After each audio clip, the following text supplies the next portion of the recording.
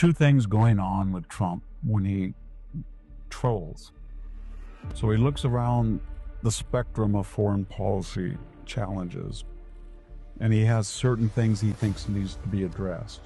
And he knows it's not eccentric, that other people have mentioned it. So I'll give you an example. People for a long time have talked about, since World War II, that Greenland is in North America and it's very important. And the United States needs extra rights there to base. Then he looks at Panama, and he looks back at the treaty that Carter signed, 1979, and it gave primacy for the United States to go through and at a discount rate, and it was supposed to be free of foreign, and he sees China there. So then he looks at Canada, and he says they're under our nuclear umbrella, they're not paying their fair share of the defense, the border is open, and they've got a radical Trudeau. Then he looks at Mexico, and he says they've got $63 billion in remittances that's coming in. It's their largest source of foreign exchange, and yet that comes in from anywhere from 12 to 20 illegal aliens, many of them who are on public assistance that we're subsidizing. It's the largest source of foreign exchange, and yet they let caravans come right through from Guatemala. Victor Davis Hanson just revealed Trump's secret weapon, trolling with a purpose. When Trump floats ideas like renaming the Gulf of Mexico or buying Greenland, the media lose their minds. But behind the shock, there's always a strategy. Trump doesn't just want attention, he wants results. One thing is clear, Trump isn't playing by the old political rules. He forces the conversation, reshapes the debate, and, more often than not, gets what he wants. Hanson breaks it all down in this must-watch analysis. So he sees all these problems, so then he starts to bring attention to them by being art of the deal outrageous. So instead of saying, we're very worried, if he was a sober and judicious politician, he'd say, I'm very worried about China. There's some ambiguities in the treaty, and this is a concern, and I'm bringing a bipartisan commission to... No, he's going to say, China's taken it over. We might have to go in there. I won't rule out the force. Then he'll say, why doesn't Greenland just come join the United States? We'll buy it. Or he'll say, the Gulf of Mexico, why isn't it the Gulf of America? Or then he'll say, Canada, we can make it a 51st state. So that's outrageous, and that gets attention. And then people start to discuss the real problem, because there are real problems there. And then there's another element that it's trolling, because the more you start to talk about it, and you dismiss Trump as the Europeans do, as boisterous, divisive, eccentric, you start to look at other realities, and the realities are irony. Take the Gulf of America. So Trump says, it's time to be Gulf of America. How you like that, Mexico? But then you look at the coastline of the Gulf of America is 1,700 miles on the U.S. side, and it's 1,700 miles on the Mexican side. It's been Gulf of Mexico for 400 years, and the left introduced into the popular discourse the idea that there are no names sacrosanct. If you have the Woodrow Wilson Center, change it. The Hollowed Boat Hall, change it. So he's saying, well, they change names. They do it, not me. So I'm just going to change the name. They've had 400 years. It'll be in Gulf of America. We have the same amount. It's fair. And that gets people upset. And then Mexico gets upset. And then suddenly Mexico says, we'll stop that caravan and let's negotiate. And then Panama, he says, well, you think we're an imperial power? You're against imperialism and Yankees? You brought in the Chinese.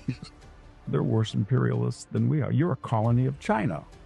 And that gets a further iron. Then he says to the Danish, you're lecturing me, that I'm getting in your internal affairs? You're a little tiny country, and you are a colonial power. You've got this big continent, and you're acting like you're a 19th century colonial. And this is coming from the EU? And you look at Greenland, the distance from New York to Greenland is shorter than from Greenland to Copenhagen. And Greenland's in North America, so it's 19th century, 18th century Europeans coming into North America and colonizing, and I want to let the people of Greenland decide. And the same thing with Canada. He's saying, well, maybe you should defend yourself because, you don't want people We don't want people to be our colony, and we have all this one-way trade with you. I guess we're a mercantile colonial power where the British learned that colonialism didn't work. So either be part of us or just stop it. Just go your own way, and, you know. But if you don't, and you want to have a symmetrical, you better close the border. And you better have reciprocal trade charges, and you better pay up if you want to be a partner. But if you want to be a colonial subject, then keep doing what you want, and we'll treat you that way. So there's irony in all of these, but the point of all of them is to bring attention in an eccentric fashion and get something done quickly.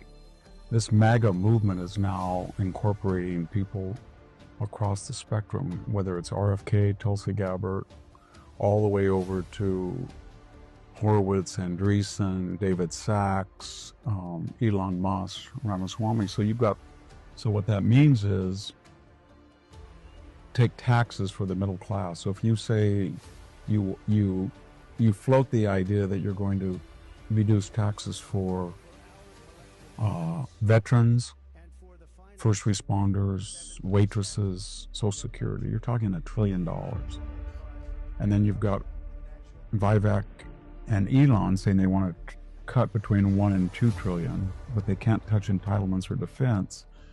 So you're down to 30% of the budget, but you're going to cut a trillion. So the theory is that by cutting those taxes and the regular tax cuts, you're going to grow the economy more than 2% GDP, maybe get 3, and then you're going to get another $1 trillion. But again, nobody's ever quite done that.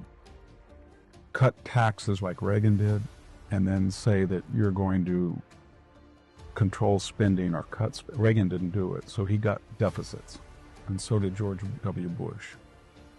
But last time, he inherited sort of a uneasy world where you had to restore deterrence. Well, this time it's worse. So the MAGA people are going to have to understand that to restore deterrence, so you don't have to even think about getting an option, you're going to have to use force.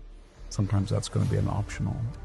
That's another challenge, I think. And you saw the one about the H-1B visas. That's another one. So MAGA says we're not going to bring in foreigners to do the work Americans can do.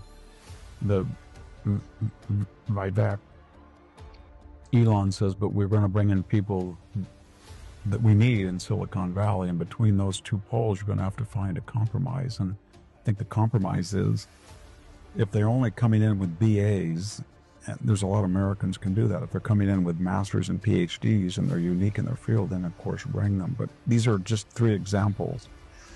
And the cause of that is that they had not won the popular vote, the Republicans, in 20 years since George W. Bush, who barely did it in 2004. And they had lost 7 out of the last 8 popular votes. So to break that legacy, baleful, they had to expand the party. So it was really amazing. They got record numbers of youth, Trump did for the Republican Party, blacks, Hispanics, and of course disaffected Democrats. He brought in the tech money. But to do that, you're expanding the people who have a seat at the table.